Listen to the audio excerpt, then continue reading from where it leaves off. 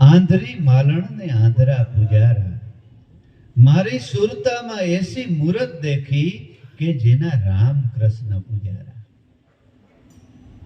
રામ અને કૃષ્ણ જેને પૂજા કરે છે ઈ ભગવાન કોણ? કે ઈ જ તમારો આત્મા. અને શિવ ને શક્તિ કોણ? તમારો શ્વાસ ને ઉશ્વાસ. બીજું કઈ કરો નહીં તો કઈ નહીં. જ્યારે જ્યારે સમય મળે શિવ શક્તિને આત્મ ધ્યાનમાં જોડી દો. બસ તો જ ઉગાડ થાય, નકર નહીં થાય. જ્યાં ત્યાં જો મનને દોડાવી દો ભગવાનની ગોતવા માટે તો નહીં, ઉગાડ નહીં થાય. એટલે ગંગા સતી કીધું છે કે અભ્યાસ જાગ્યા પછી ભમવું નહીં, નો રહેવું ભેદવાદીની પાસ, કાયમ રહેવું એકાંતમાં માથે સદગુરુનો હાથ. તીરથ વ્રત કરવા નહીં, ઈ તો છે અધૂરિયાના કામ. તીરથ ન કરા ને વ્રત એટલે વ્રત કેવો હોય ખબર છે? વ્રત જોયો વેલાન ડોહાવી જોયો, કોહ આવો આવો જાડો હોય વ્રત, બધું તૂટી જાય પણ વ્રત કોઈ દી ન તૂટે. કોહ ખેંચાય જ રાખે, ખેંચાય જ રાખે, જીવે ત્યાં સુધી. ઈ વ્રત પણ કરવા નહીં, ઈ તોડી નાખ્યા કેણીએ સદગુરુએ કે હવે વ્રત ભૂખ્યું ન રહેવાનું. અને ભગવાને ગીતામાં કીધું કે અર્જુન, હું અતિશય ભૂખ્યો રહેનાર નહીં, નથી મળતો. હમણાં રાવલ ગયા ને એક ભાઈ મને કીધું, બાપુ ભૂખ્યું રહેવાથી ભગવાન મળે? હું ન મળે. તો કઈ પ્રમાણ ખરું? ગીતાજીમાં ભગવાને કીધું છે કે બહુ ભૂખ્યો રહેનાર નહીં, હું નથી મળતો. અતિશય ખાનાર નહીં, હું નથી મળતો. મેં પૂછ્યું કે આ કારણ શું? તો કે અમારે ઘરવાળી કાયમ એકટાણા જ કરે મરે રહ્યો, હાવ એકટાણા કરે કરે કરે કાયમ એકટાણા, મહિનો થી એકટાણા કરે. ના પાડી પાડી થઈ ગયો, પાણી ઘટી જાય, કઈક તો પાણી વગરનો આખો દીધી. આનું શું કરવું? એમ ભગવાન મળે? મનથી પવિત્ર બનો. દેહ તો પવિત્ર જ છે, પણ મનથી પવિત્ર બનવાનું છે. મન ક્યારે પવિત્ર બને? કે તમને ગુરુએ ભજન બતાવ્યું, ભજન કરો ત્યારે. કોઈની નિંદા કરવાનું મન થાય, એ મન અપવિત્ર છે. કોઈનું મફતનું લેવાનું મન થાય, આપણે જો કે મન થયું છે. મફતનું લેવાનું, કોઈને છેતરવાનું મન થાય તો એ મન અપવિત્ર છે. ખરાબ દ્રષ્ટિ કરવાનું મન થાય તો એ મન અપવિત્ર છે. ખરાબ કર્મ, જન્મો જન્મના કર્મ જે આપણા મનની અંદર છુપાયેલા છે ને, એ સદગુરુએ જે નામ શબ્દની માળા બતાવી છે ને, એનાથી ધોવાય છે. ભગવાનનો અનુભવ થવાની વાત ન જોવી. પેલા તો મનને સદગુરુએ જે બતાવ્યું ધ્યાન, એ ધ્યાનથી મનને ધોયા જ કરો. મન જ્યારે ચોખ્ખું થઈ જાય ને, એ આરિહામાં હામો જ ભગવાન દેખાશે. જો કે ગુરુ મળ્યા તેથી ભગવાન તો મળી જ ગયા, જો વિશ્વાસ હોય તો. ગુરુ મળ્યા ને, સગુણ રૂપે જે દેહધારી ગુરુ મળ્યા ને, એ ભગવાનનું સ્વરૂપ જ છે, સાક્ષાત કૃષ્ણ. અને નિરાકાર રૂપ છે ને, એ તમારો મારો આત્મા છે. એ આખા જગતનો ગુરુ એક જ છે. પણ જે દેહથી, શરીરથી જે પરમ તત્વ પરમાત્માની ઓળખાણ થઈ ને, એ સગુણ રૂપ ભગવાનનું છે. ઘણા પછી અદેખાઈથી શું કહેતા હોય વિડિયાઓમાં કે એ બધા ગાડીઓમાં ફરે ને, આમ કરે ને, તેમ કરે ને, ફલાણું કરે છે ને. એ તો ભગવાન પણ હોનાની દ્વારિકામાં રહેતો, પણ એ કેમ રહેતો હોય ને, એનું મન સમજતું હોય.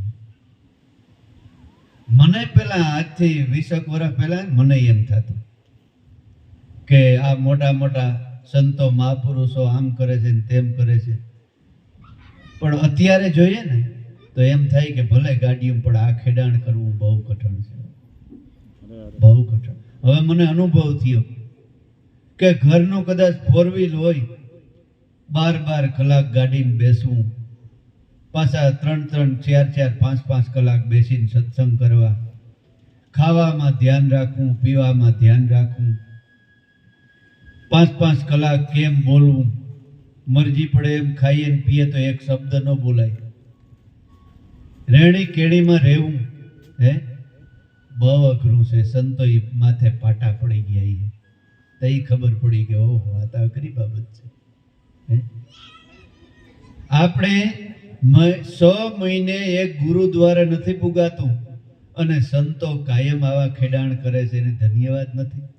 હે એને ધન્યવાદ ન કહેવાય? આપણે ખાલી ઓલે શેડે રાજકોટમાં રહેતા હોય અને કહે કે સત્સંગમાં આવજો, તો કે બાપા એ તો ઠેઠ ઓલિયા શેડે રહીએ, અહીંથી 10 કિલોમીટર થાય. હે પણ સંતો 300 400 કિલોમીટરનું ખેડાણ કરી એને હું દાને દશા થતી? હે આપણે એટલે વેરા ઘણા કહેતા હોય કે બાપુ તમે ક્યાં રહ્યા? પોરબંદર. ઓ બહુ દૂર, બહુ દૂર. ભાઈ પોરબંદર ઢોકળું છે, ભગવાનનું બહુ સેટું છે, ન્યા તમારી ન્યા પૂગી ન હગું.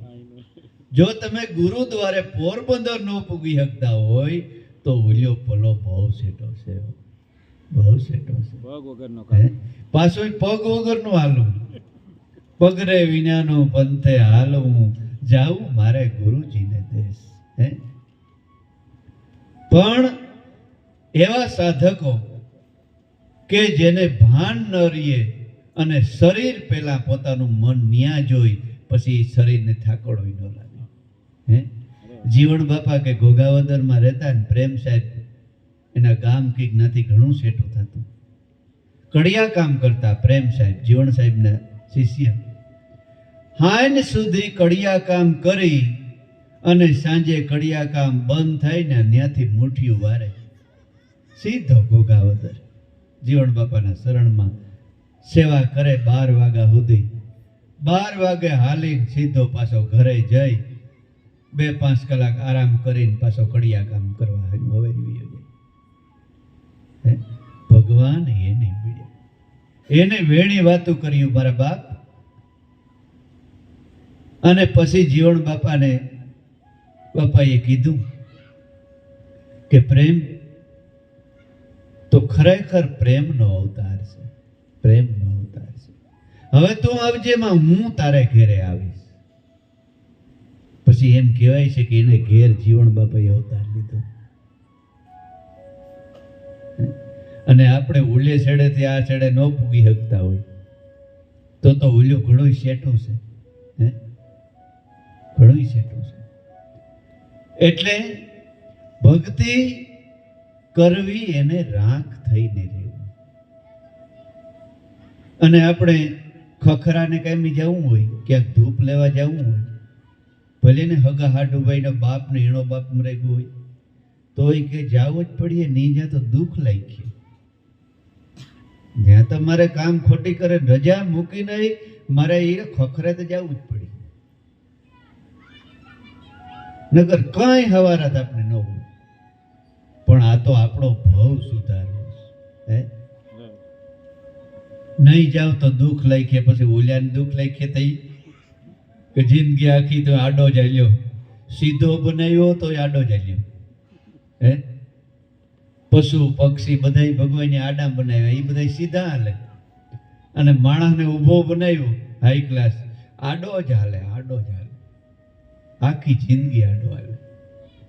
પછી ઓલો કહે કે હવે તને આડો જ બનાવવો, જા 4 પગવારો બનાવી દે, હવે ગટરૂમાં જ ગોથા મારી.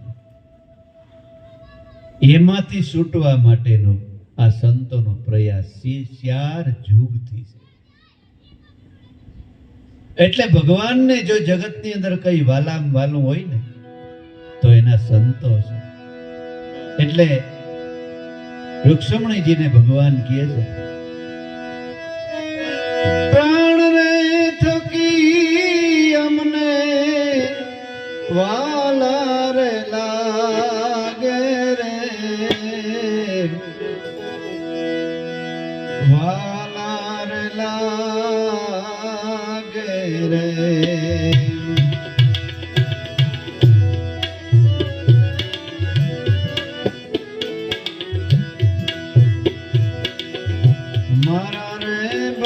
જગતની કોઈ નિંદા કરે તો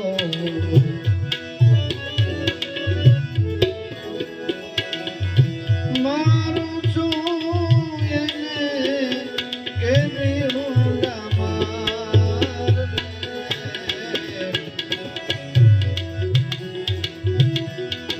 પ્રાણ રે થકી રે અર્જુન હરી જનવા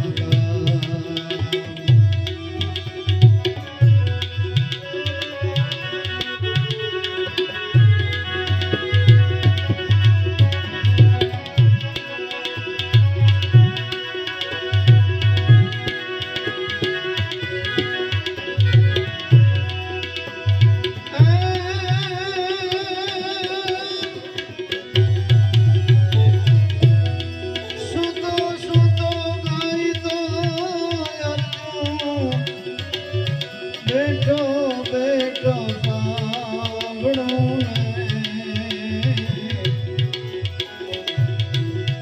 બેઠો બેઠો ગાય ત્યાં હે નાચું રે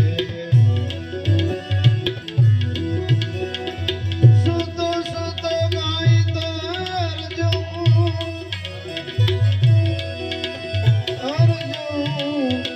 બેઠો બેઠો આંબળું ને બેઠો બેઠો ગાય તો હું નાચું રે પ્રાણ થકી અમને વાલા રે લાગે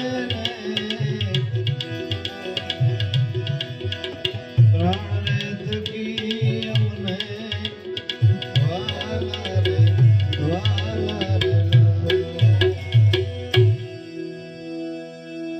ભગવાન પોતે કહે છે કે જગતની અંદર મને વાલામાં વાલી વસ્તુ હોય ને તો મારો સંત છે. સંતનો હું દાસ છું અર્જુન. આ લક્ષ્મીજી મારા સંતની દાસી.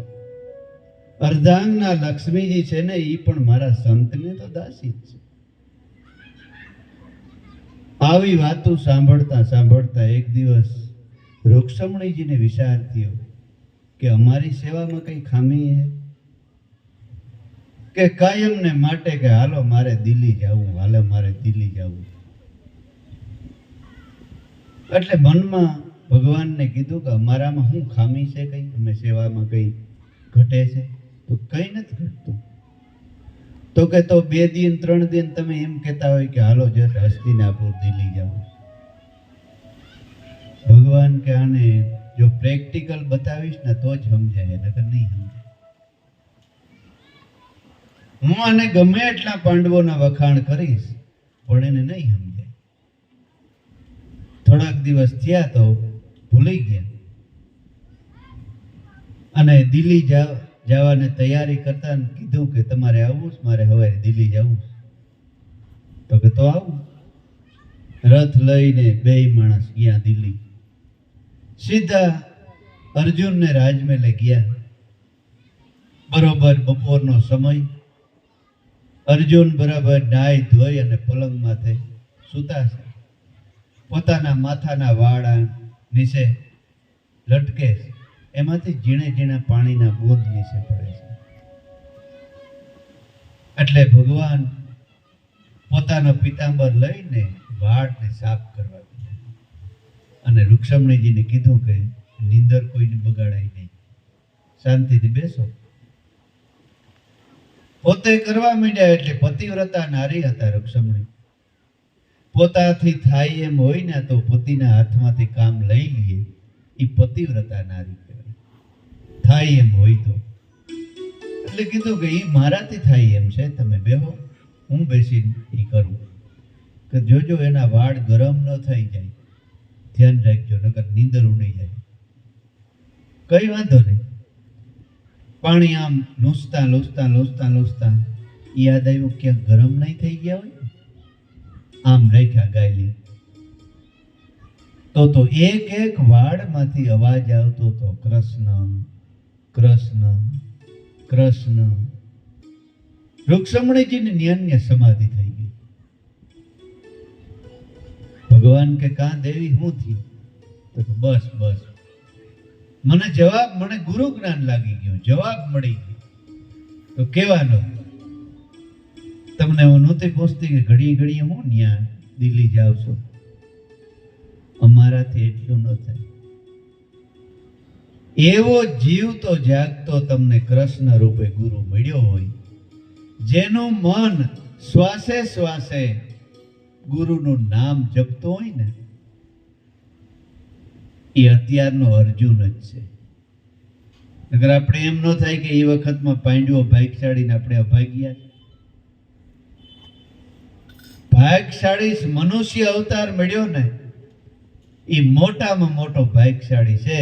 પણ સંતના શરણે જઈ હગે, સદગુરુ શરણમાં જઈ એ નામનું એક એક રવાડું જપ કરતો હોય ને, એ અત્યારનો જીવતો જાગતો અર્જુન છે. એ કર્મની ફાંસીમાંથી છૂટી હગે. એટલે ખીમ સાહેબ કહે છે કે ફેરો નામની માળા, તો મટી જાય તારા જન્મના જંજાળા, સંતો ફેરવી લ્યો નામ શબ્દની માળા. શું કીધું? નામ શબ્દની માળા. એમ નથી કીધું કે ફેરવો તુલસીની માળા, ફેરવો રુદ્રાક્ષની માળા. ફેરવી લ્યો નામ શબ્દની માળા, તો મટી જાય તારા જન્મ મરણના જંજાળા, સંતો ફેરવી લ્યો નામ શબ્દની માળા. બાકી તો અખે ભક્તિ કીધું કે તિલક કરતા 53 વર્ષ વયા ગયા, જપમાળાના નાકા ગયા, તુલસી દેખીને તોડ્યું પાન, પાણી દેખીને કર્યું સ્નાન, તોય અખો ભગત કે આવ્યું નહીં બ્રહ્મ જ્ઞાન. કોઈ આવ્યું નહીં બ્રહ્મ જ્ઞાન. તો કે નામ શબ્દની માળા ફેરવવા માટે શું કરવું પડે?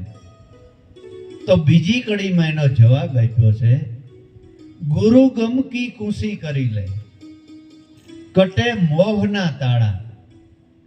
કોઈ સંત કોઈ સદગુરુ શરણમાં જઈ અને 10મો દ્વાર છે ને ત્યાં તાળું માર્યું છે. 10મો દ્વાર એટલે આપણા પ્રાણ. બાકી આ ઘટમાં કોઈ કે અહીંથી નીકળે ને કોઈ કે કાંઈ નથી, કોકને આ ને કોઈને તે. ઈ 10મો દ્વાર બંધ છે અને ઈ દ્વાર છે આપણો પ્રાણ, બ્રહ્મ રંધ્ર. ન્યા તાળું માર્યું છે. ઈ ખુશી સદગુરુ બતાવે. લાખાઈ પ્રશ્ન કર્યો લોયણને કે બેન તમે જે ભક્તિ કરો છો, ઈ ભક્તિ મારે કરવી હોય તો શું કરવું પડે? ઈ ભક્તિ મને પણ બતાવો. તો કે ઈ ભક્તિનો બતાવવાનો હજી લાખા મને અધિકાર નથી. ઈ તો ગુરુ ઉગમસિંહ બાપા આવે અને તું એના શરણમાં થઈ જા અને ઈ સાવી બતાવે તો તારો ઉદ્ધાર. ગમે એવો તું પાપી હોય ને તોય તારો ઉદ્ધાર થઈ જાય. એમ કરીને ભજન બોલે છે. શું કહે છે?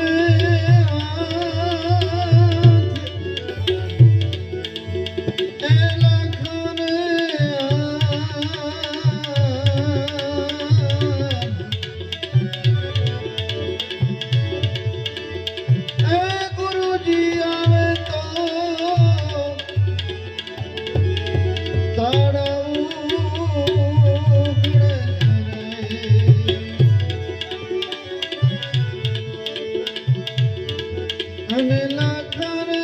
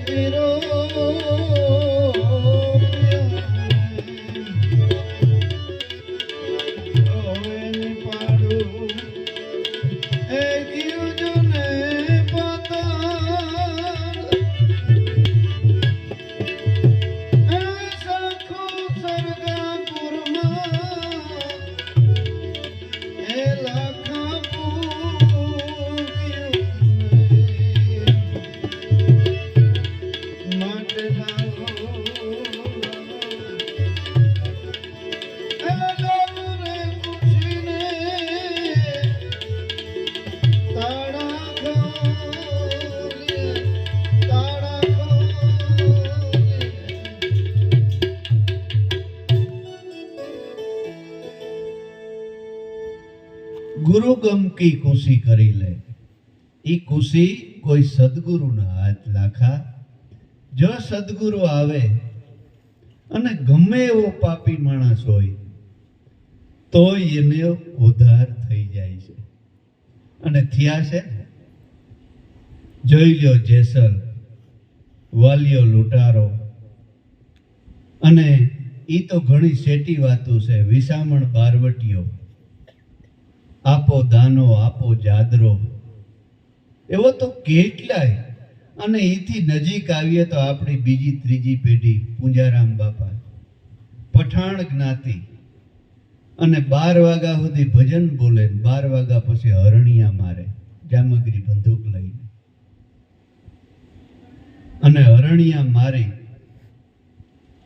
અને કોહને હાંકતા હોય ન્યા આવીને નાખી દી. બે કોહ છોડી નાખ્યા, હરણિયાને હેરખું કરી. હજુરિયા હતા. અને હમણાંની જ વાતું એની જન્મમાં પૂંજલ પીર કહેવાના. જાજી શેટી વાતોય નહીં. એટલે ગુરુ ગમકી ખુશી કરી લે તો કટે મોહ ના તાણા. પોતે મોહમાં ફરતો હોય કે હું કંઈક છે, હું આમ કરી નાખું, હું તેમ કરી નાખું, ફલાણું કરી નાખું, ઢીકણું કરી નાખું. એ મોહનું તાળું ક્યારે તૂટે કે ગુરુ ગમકી ખુશી કરી લે કટે મોહના તાળા. ઈ તાળા દૂર કરે ને ત્યારે ઘટમાં થાય અંજવાળા. ઈ અંજવાળે પરમ તત્વ પરમાત્માની ઓળખાણ થાય છે. પછી કહે છે, આરે કાયામાં પ્રગટ છે ગંગા, તમે સિદ્ધ ફરો પંથ પાડા. ઈ ગંગામાં અખંડ નાઈ લ્યો, મત જાવ નદીઓ નાળા. સંતો ફેરવી લ્યો આ નામ શબ્દની માળા. લાખો રૂપિયા દઈ અને ભજનો આપણે ગૌરાવીએ છીએ, લાખો રૂપિયા દઈ, પણ એક શબ્દ આપણા જીવનની અંદર જો ઉતરી જાય ને તો એ જગતમાં દેવ થઈને પૂજાય, દેવતા થઈને પૂજાય. એક શબ્દ ઉતરી જાય. ગુરુગમ આ કાયામાં પ્રગટ છે ગંગા, તો ક્યાં છે ગંગા? આ 5 ફૂટના શરીરમાં ગંગાજી એવડી, હે? પણ ખરેખર એવડી ગંગાજી વહી જાય છે. એ કઈ ગંગા? તમારામાં જે શ્વાસ ચાલે છે ને, એ ગંગાજી વહી જાય છે. ભગવાને આપણને અમૂલ્ય કરોડોના હીરાના ઢગલા ઉપર બેસાડ્યા છે, પણ આપણે બકરા ચારવામાં વાપરી નાખીએ છીએ. કોઈની નિંદામાં, કોઈની ખોદણીમાં, ઈર્ષામાં, અદેખાઈમાં, મારી તારીમાં, મોબાઈલ જોવામાં, હે, એમાં શ્વાસા વપરાઈ જાય છે. ઈ श्वासा एक श्वास जात है 3 लोक के मूल, कहना सो कह दिया क्या कहूं बजा के ढोल. ઈ હીરા છે, હીરાની ખાણ, હીરા દીધા છે ભગવાન. આપણી જિંદગી છે ને આપણા શ્વાસ ઉપર છે. પછી તમે કલાકમાં કેટલા શ્વાસા લ્યો છો ને, ઈ તમારી તાસીર ઉપર છે. જો નિરોગી શરીર હોય, સશક્ત શરીર હોય, તો 24 કલાકમાં 21,600 શ્વાસ લેવાય. 21,600 શ્વાસ લેવાતા હોય ને, એ માણસ પૂરેપૂરું 100 વર્ષ જીવે. જો એનાથી વધારે 30,000 લેવાતા હોય, તો એ માણસ 60 કે 70 વર્ષ જીવે. એનાથી ઝડપથી જો ડબલ થઈ જાય તો એ માણસ 50 વર્ષ જીવે. એટલે આપણા શરીરમાં જેટલો નબળાઈ એટલા તમારા શ્વાસા ઝડપથી હાલવા મળે. જિંદગી તો એટલી જ આપીશ ભગવાન. તમે 500 વર્ષ જીવી શકો, પણ એક શ્વાસ 1 મિનિટમાં લઈએ તો 100 વર્ષ જીવી શકે. પણ આપણી એટલી ખોરાકી ખાણીપીણી એટલી થઈ ગઈ, મનનું ટેન્શન ને બધું, કે આપણે ઝડપથી શ્વાસ આવી જાય છે. એટલે ટૂંકમાં પતાવી નાખ્યું શરીર. ભગવાને તો આપ્યો જ છે તમને. આપણે દીકરાને 500 રૂપિયા દીધા હોય કે હાલે ભાઈ તારા ખિસ્સા ખર્ચના પોરબંદર જવા માટે, પણ જો ખોટે રસ્તે ઉડાડી નાખે તો અહીં જે ગોંડલ ન પૂગી શકે. જો કરકસર કરે, ધ્યાન રાખીને વાપરે, તો પાછો આવીને 250 રૂપિયા પાછા વધે. એમ કુદરત આપણો બાપ છે, એની આ શ્વાસાની મૂડી આપણે વાપરવા આપી છે. પણ કોઈ સદગુરુ મળે, કોઈ સંત મળે અને ઈ એને કિંમત સમજાવે ને, અને વાપરવાની રીત બતાવે ને, તો તમે અમર થઈ જાઓ. અમર. કોઈથી મરવું જ ન પડે. દેહ મરે છે ને દેહ જન્મે છે, આપણે કોઈથી મરતા નથી. અને શરીર છોડે ને તો આનાથી સળિયાતું બીજું ભગવાન આપે શરીર. એ ગીતામાં લખ્યું છે કે ભજન કરતો કરતો માણસ મરણ પામે તો એનો સાત્વિક ધનિક ને ન્યા પાછો જન્મ થાય છે, અને અધૂરું ભજન મૂક્યું હોય ત્યાંથી પાછો ચાલુ કરે છે. હવે આપણી કોઈ આંખની ઓળખાણ ન હોય, હજારો કિલોમીટર છેટા રહેતા હોય, એને ભાવ પ્રેમ જાગે આ શબ્દમાં, અને ગુરુ પાસેથી ગુરુ ઉપદેશ લઈ અને પ્રેમથી ભજન કરવા માંડે. એક પૂર્વની કોઈ સંબંધ નથી લાગતો. અને આપણા સંતોના હગા ભાઈઓ કટમ પીડ્યું રહીએ, ગામ આખું ગામ પીડ્યું રહીએ, અને હજારો કિલોમીટર માંથી આવી અને આ પ્રેમ રસના અધિકારી બની જાય, હે, તો એવું નથી લાગતું. એટલે સતી તોરેલે કીધું કે અમે પુરવિયા પૂરવ દેશના, જે સુણે બોલી અમારી, ઈ પૂર્વનો કોઈ સંત જ હોય. બોલી એટલે આ સત્સંગમાં જેને પ્રેમ જાગે, ભાવ જાગે, એ પૂર્વનો સંત જ હોય. ભવપણ પણ એની ભક્તિ કરી હોય તો જ આમાં શ્વાસ ફૂટે એમ છે, નકર આ સત્સંગ ઘડીકમાં ગમે નહીં, સમજાય જ નહીં એક વાર તો. આ તો એના અધિકારી હોય ને એ જ આ વસ્તુ સમજી હવે.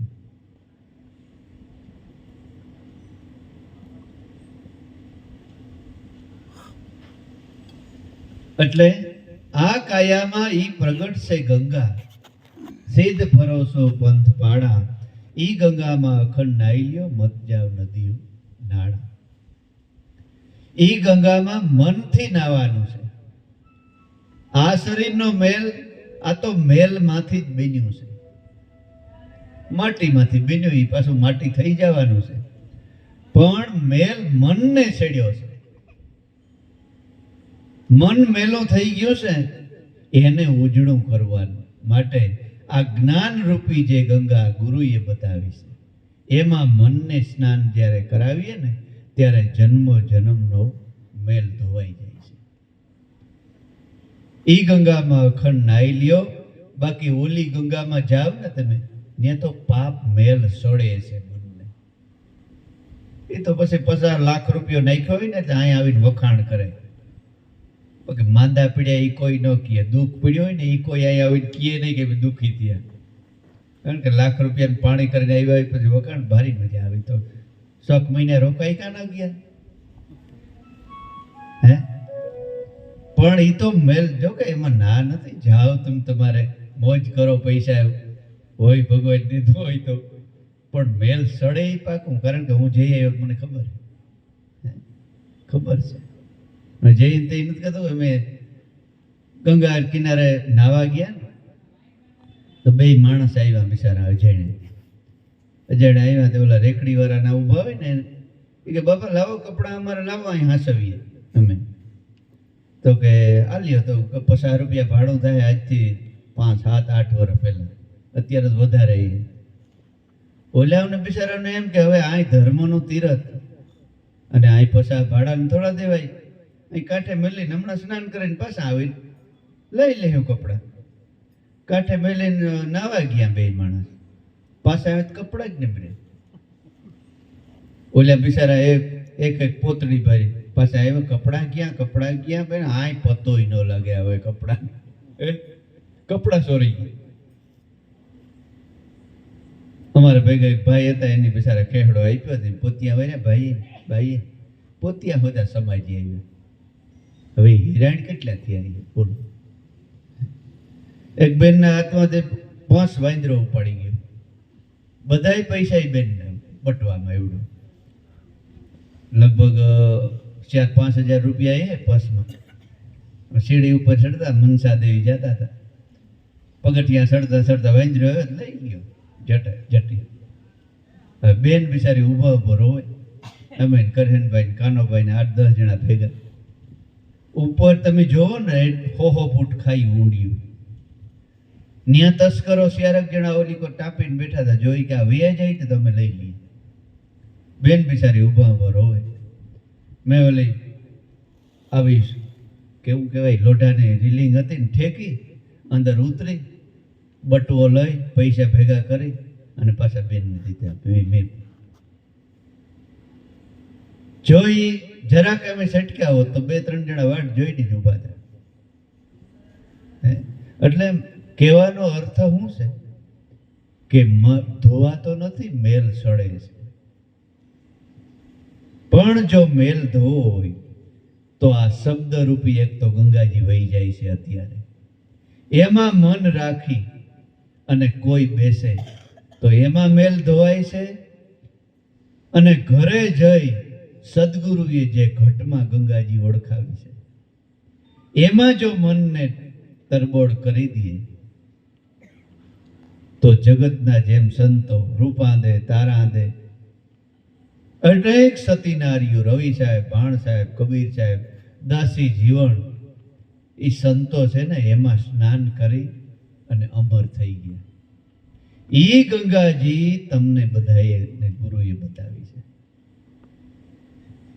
એટલે કહે છે કે આરે કાયામાં પ્રગટ ગંગા, સિદ્ધ ભરોસો પંથ પાડા, ઈ ગંગામાં અખંડ નાઈ લ્યો, મત જાવ નદીઓ નાળા. આરે કાયામાં બુદ્ધિ સમુદ્ર સલત હે નાવ સોધારા. ભગવાનની મનો માણસને બુદ્ધિ આપી છે ને એવી કોઈને નથી દીધી, પણ એ બુદ્ધિનો અવરો ઉપયોગ થાય છે. કોકના ગારિયા કરવામાં, કોકને છેતરવામાં, કોકને નિંદા કરવામાં. જો એ બુદ્ધિનો ઉપયોગ ભજન કરવામાં કરે તો પ્રજ્ઞારૂપ બુદ્ધિ છે. પશુ પક્ષીમાં બુદ્ધિ છે ખાવા પીવાની, ખાલી બીજી બહુ નથી. એને સેવા કરે તો એને થોડું ઘણું ઓલું ઓળખે, બાકી ભજન ન કરી શકે બિચારા. હે, ભજન કરવાની બુદ્ધિ તો એક મનુષ્યને જ આપી છે. પણ એ બુદ્ધિનો ઉપયોગ પ્રજ્ઞારૂપ બુદ્ધિ ક્યારે થાય કે સંત શરણમાં બેસી પ્રેમથી એનો સત્સંગ સાંભળી અને મનુષ્ય જન્મનો મિનિંગ શું છે એ સમજી લઈએ ને ત્યારે સમજાય છે. આ કાયામાં બુદ્ધિ સમુદ્ર સલત હે નાવ સોધારા. ઈ નાવમાં હીરાને માણે ખોજે કોઈ ખોજન હારા. હીરા અને માણેક આ નાવમાં પીડ્યા છે, પણ ઈ તો કોઈ ખોજન હારા, કોઈ ગુરુના બાળકો ઈ ગોતે છે. માટે સમરણ કરી લે, પ્રાયશ્ચિત કરી લે, સિત મૂકી દે બીજા શાળા. ખીમદાસ ગુરુ ભાણ પ્રતાપે હરદમ બોલે છે તારામાં પ્યારા. માટે તો સમરણ કરી લે, સમરણ સદગુરુએ બતાવ્યું છે. શ્વાસે શ્વાસે સમરણ કરી લે અર્જુન યોગી ધ્યાની. સોહમ શબ્દને સિદ્ધ કરી લે એમ કહે છે કૃષ્ણ મોરારી. કૃષ્ણના વેણ જો માન્ય રાખવા હોય, કૃષ્ણને જો સમજવા હોય, તો ભગવાન કૃષ્ણ કહે છે કે શ્વાસે શ્વાસે સમરણ કરી લે અર્જુન યોગી ધ્યાની. આ સોહમ શબ્દને સિદ્ધ કરી લે એમ કહે છે કૃષ્ણ મોરારી. માટે સમરણ કરી લે, પ્રાયશ્ચિત કરી લે, સિત મૂકી દે બીજા શાળા. ખીમદાસ ગુરુ ભાણ પ્રતાપે હરદમ બોલે પ્યારા. ખીમદાસ કે મને પણ મારો સદગુરુ ભાણ સાહેબ મળ્યા ને ત્યારે ખબર પડી કે જે વાલામાં વાલો ઈશ્વર છે ઈ હર દમે દમ, દમ એટલે શ્વાસ, ઈ પ્રાણમાં ગાજી રહ્યો છે. પ્યારો પરમાત્મા હર દમે દમ પ્રાણમાં ગાજી રહ્યો છે. ત્યારે મને પણ ખબર પડી. માટે જો મનુષ્ય દેહ કિંમતી મળ્યો છે અને એને કાયમને માટે અમર બનાવી દેવો હોય તો સંતોએ કીધું એ રસ્તે કાયમને માટે હાલવું. અને વેદ શાસ્ત્ર અને પુરાણો પણ એની જ સાક્ષી પૂરે છે. એનો એક લોયણબેને ભજન લખ્યું છે ભાગવતનું. આખી ભાગવત એક ભજનમાં લખી છે. શું કીધું?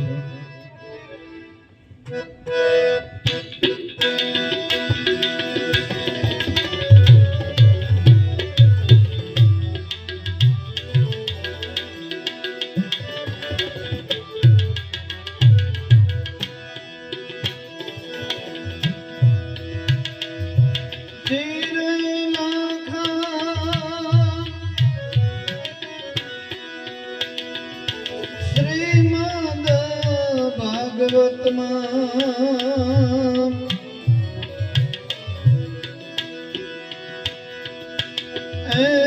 એમાં લખ્યું છે હે જીઓ જી ભક્તિ વિના સંશય નો ભાગ રે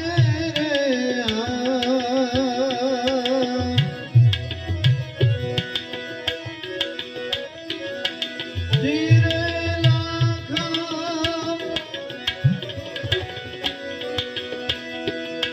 દસમી રે ભક્તિમાં તમે પ્રેમ જગા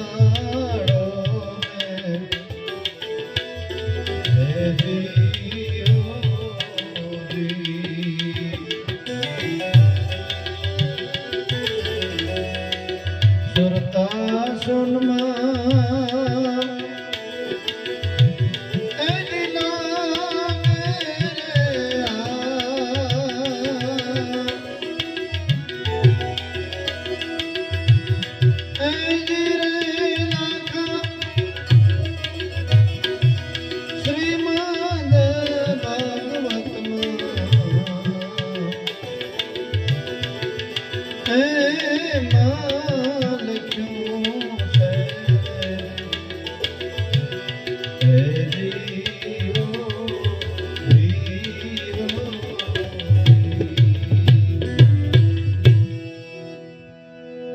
જીરે લાખા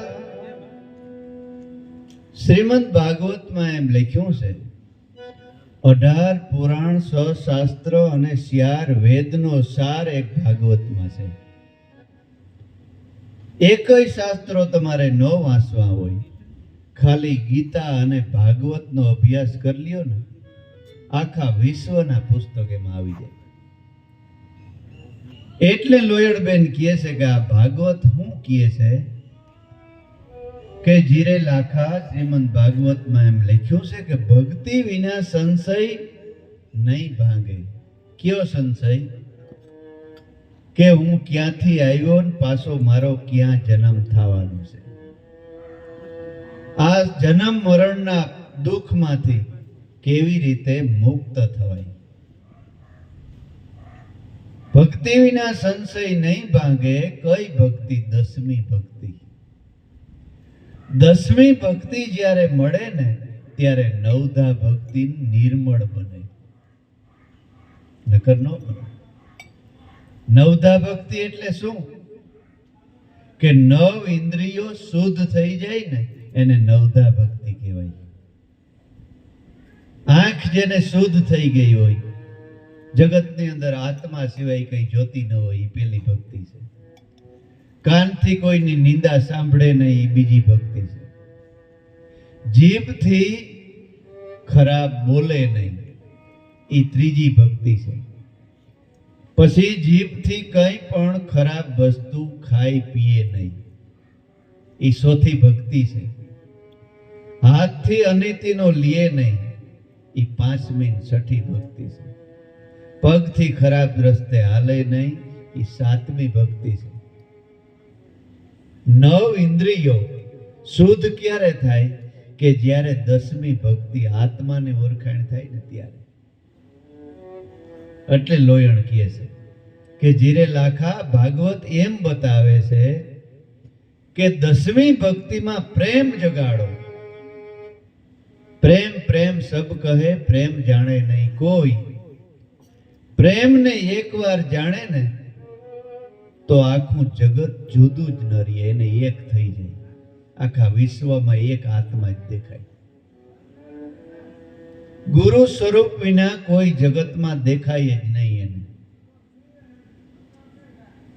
10મી ભક્તિમાં પ્રેમ જગાડો ત્યારે સુરતા શૂનમાં લાગે. શૂન, શાંત થઈ જાય. શૂન એટલે સહજ શૂન, તમારા પ્રાણ. ત્યારે સુરતા શૂનમાં લાગે. જીરે લાખા શ્રીમદ ભાગવતમાં એમ લખ્યું છે તો કે આ પ્રેમ લક્ષણા ભક્તિ કોનીએ કોનીએ કીધી?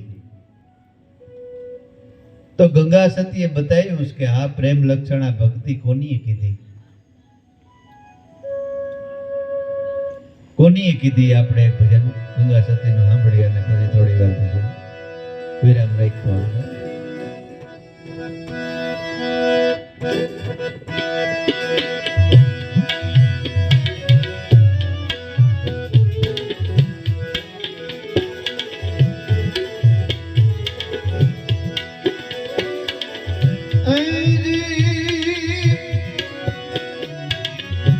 પ્રેમ લક્ષણા ભક્તિ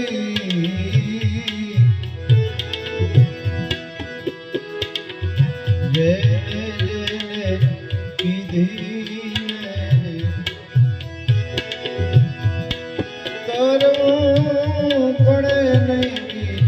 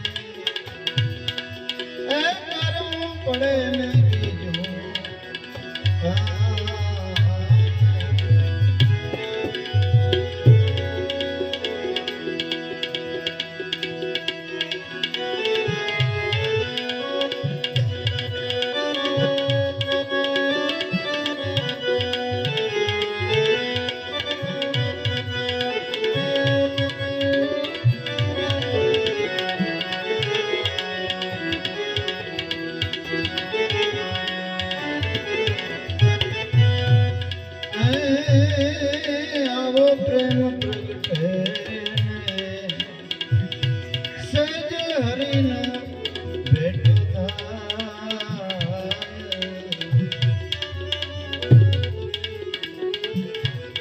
આવો પ્રેમ પ્રગટે જ્યારે એને સદે હરિના ભેટ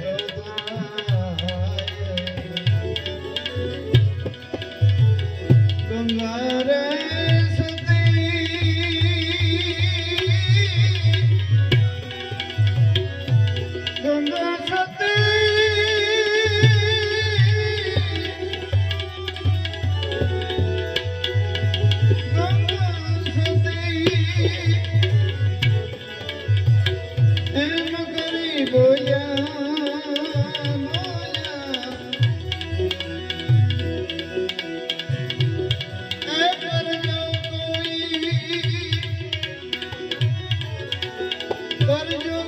વસનવાળાનો હે સંગ હે જી આવી પ્રેમ લક્ષણ ભક્તિ જેને જેને કીધીને કરવું પડે નહીં બીજું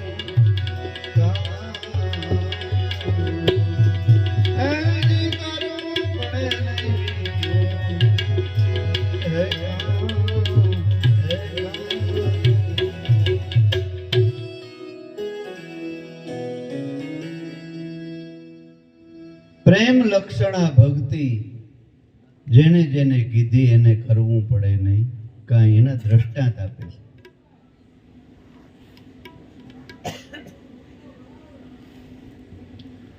તો પ્રેમ લક્ષણા ભક્તિ કે સબરીએ કીધી.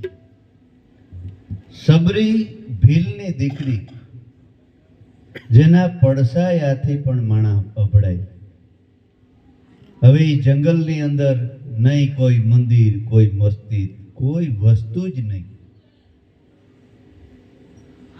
અને ભગવાને એના માટે થઈ અને મને એમ લાગે 14 વર્ષનો વનવાસ.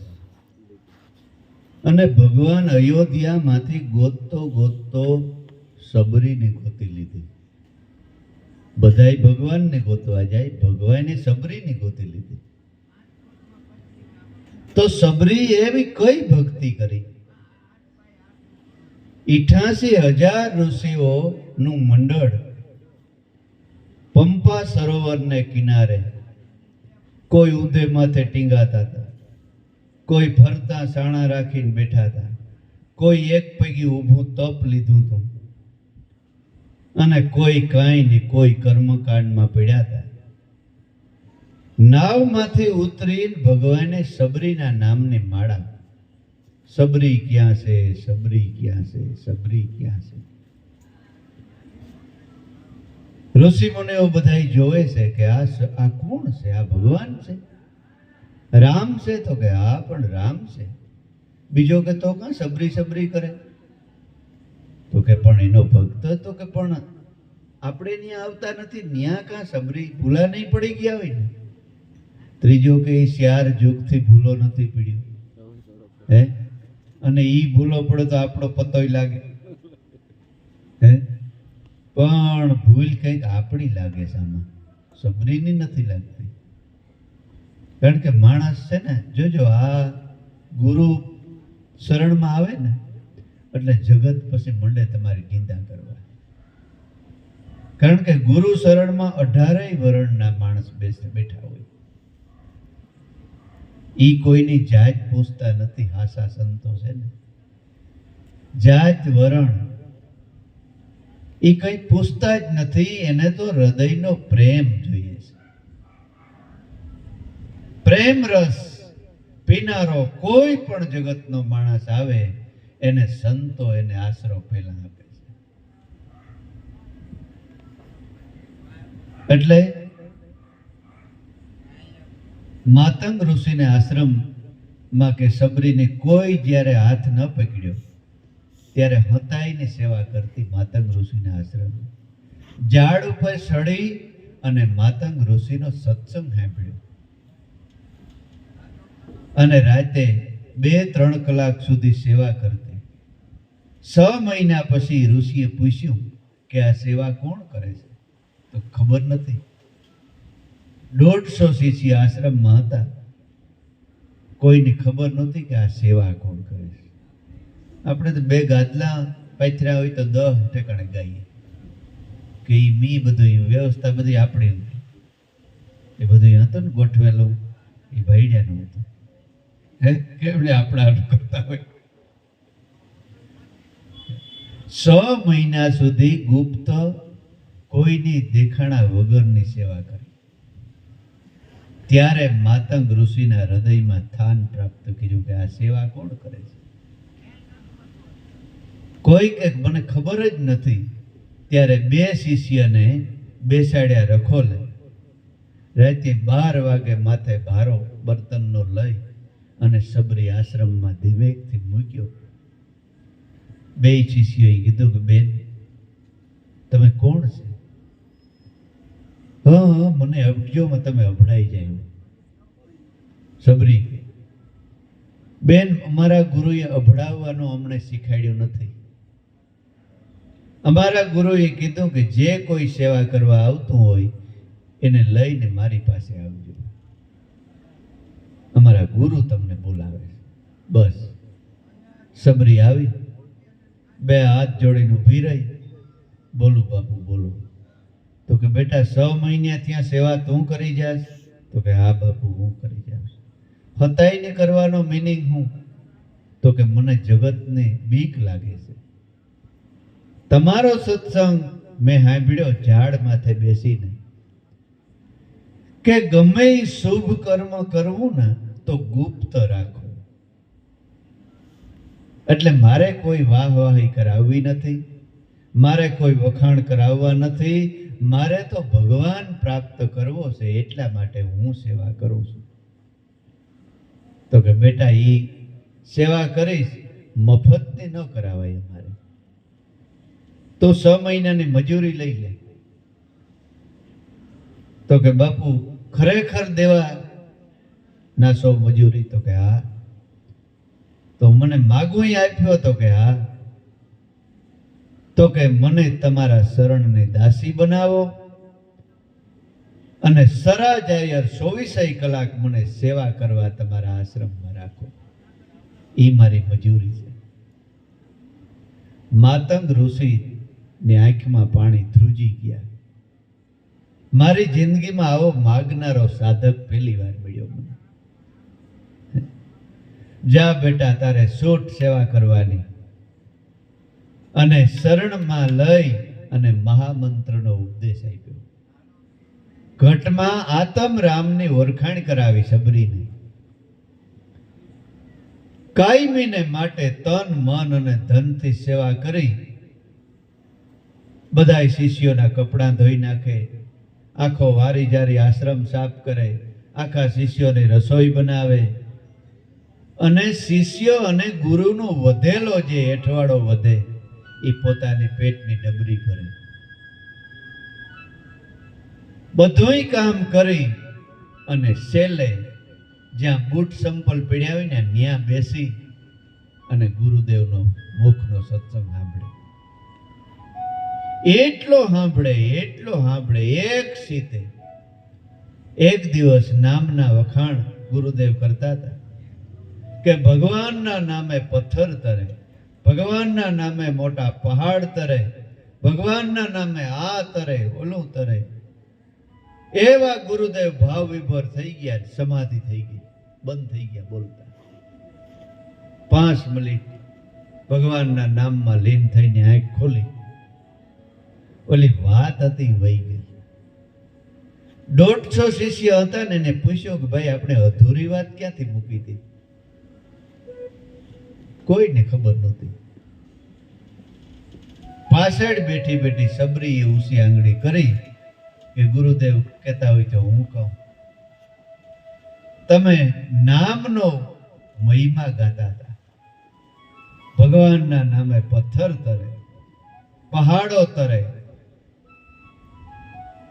બધુંય તરે તો માણસ ન તરે? શાબાશ દીકરી, શાબાશ.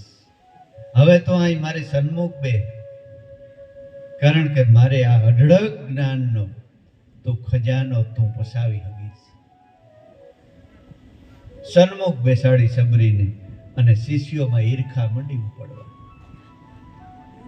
કે ગુરુદેવી બાઈની રાખી, આમ કર્યું તેમ કર્યું, સંન્યાસીના આશ્રમમાં બાયું હોભે નહીં, વટલાઈ જાય ને આમ થાય ને, ગુરુને કઈ ફેર ન પડ્યું.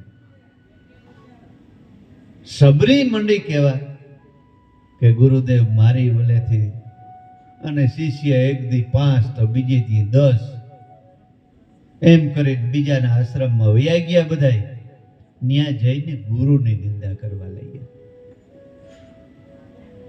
બધાયની નિંદા કરવી, પણ જેથી ગુરુ વિશે અભાવો જાગ્યો ને, તો એનો ભગવાન, ગુરુ તો ઠીક, પણ એનો ભગવાન કે જગતમાં કોઈ એનો હાથ પકડતો નથી. ગુરુએ દાવો છોડી દીધો, પછી જમે કર્યો છે પડકારો.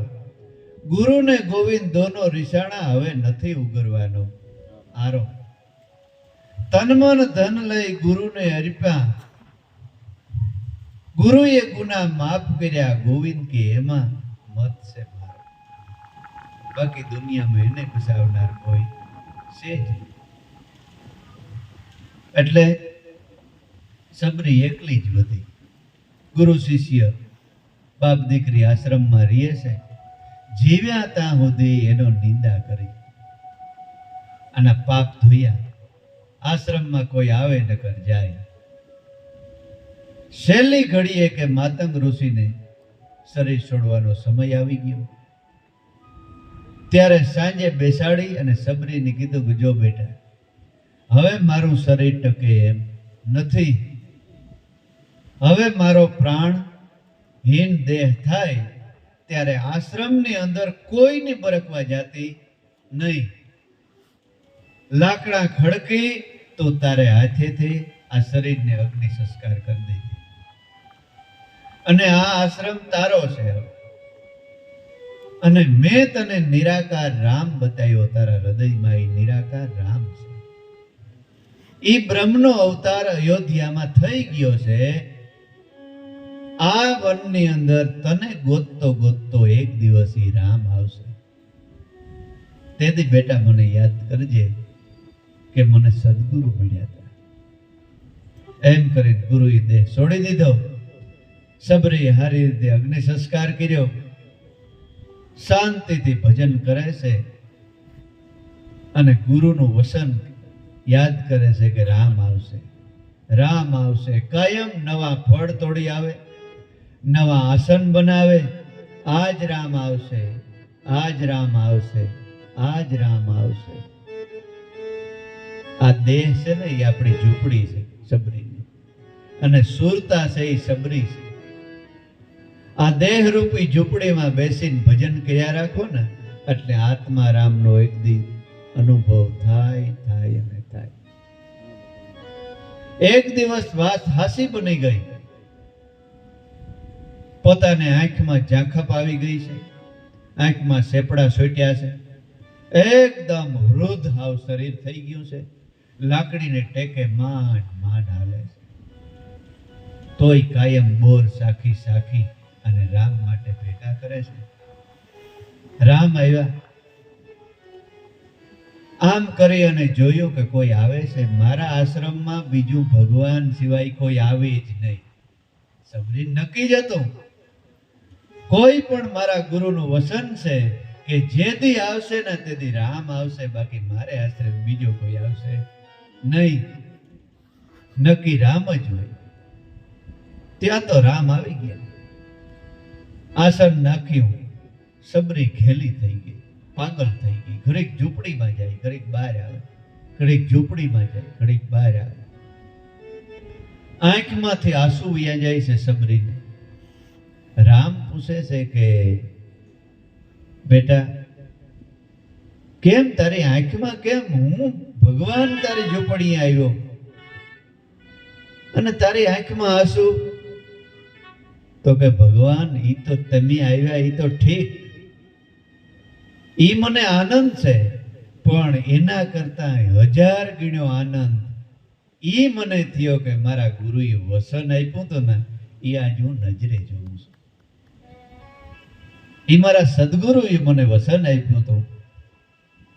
પણ રામ કહે છે કે બેટા મને ભૂખ લાગી છે. ત્યારે ભાનમાં આવી કે ઓહો, હું તો હાવ ગાંડી, હાવ પાગલ થઈ ગઈ. ઝૂંપડીમાંથી બોર લઈ અને એઠા પોતે શાકતી જાય અને રામને ખવડાવતી જાય. ત્યારે રામ પૂછે છે કે બીજું તો ઠીક, પણ તે કઈ ભક્તિ કરી છે? ત્યારે સબરી કહે છે રામને, શું કહે છે?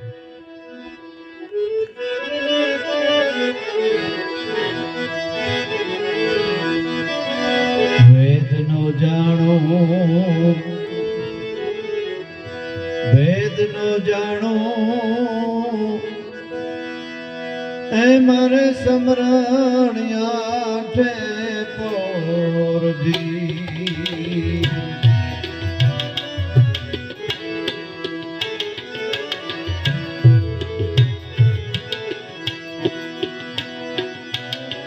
વેદનો જાણો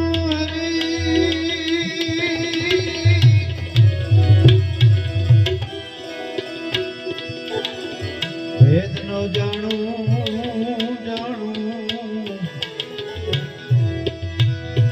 મારે સમરણ આપે પોરજી.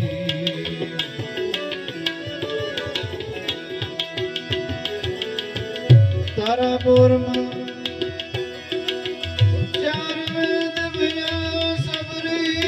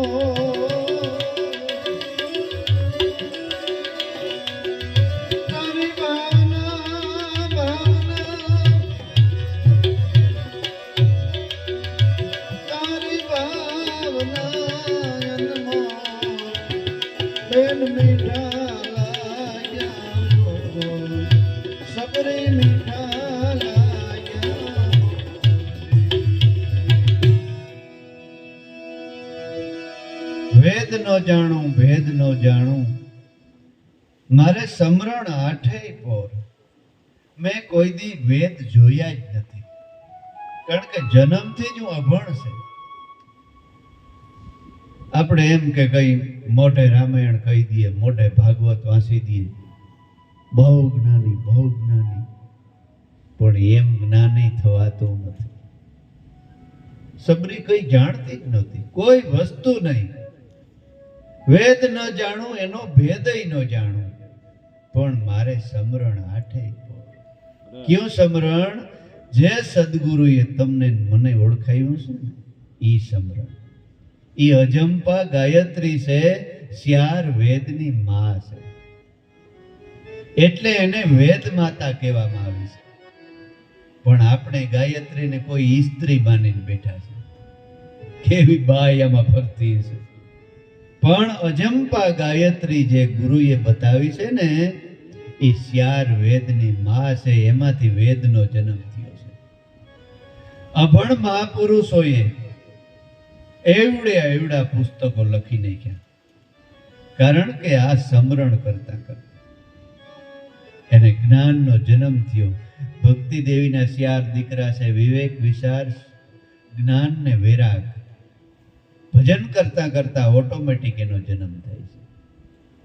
એ હું એક જ જાણું છું 100 કલાક.